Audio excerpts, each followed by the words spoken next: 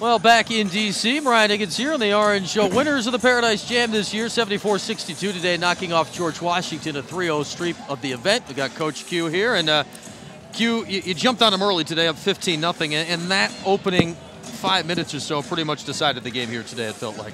There's no question. We jumped out early and played really, really tough, and I think we started off the game with 13-0, I think it was. 15-0, yeah. 15, wow, 15-0. And well, it's 13, they called the timeout, then you scored 2 more.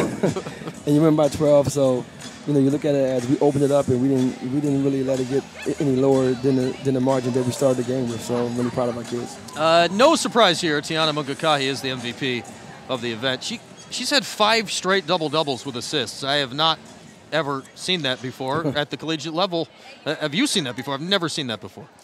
No, definitely not. She did a good job of just being aggressive and attacking, and she's an amazing point guard, and she has players around her that will let her play her game and be effective. So I'm just really, really happy for her. I'm really happy with her effort and what she's done for our team so far. Yeah, she had 7 assists in the first quarter, 9 at halftime, ends with 10 for the game. But that's a game that you really had control. You're up by 20-some-odd at halftime, and we see the final margin's 12, but you were up by more than 20 with 4 minutes left in the game, so it was never really threatened down the stretch. Yeah, we started following them on shots and throwing across court passes, and just kind of relaxed. But that's more on me. We probably could have kept running and scored more points, but I knew the game was over. It wasn't enough possessions to lose the game, so I wanted to make sure that we got out here with this W because our team really undeserved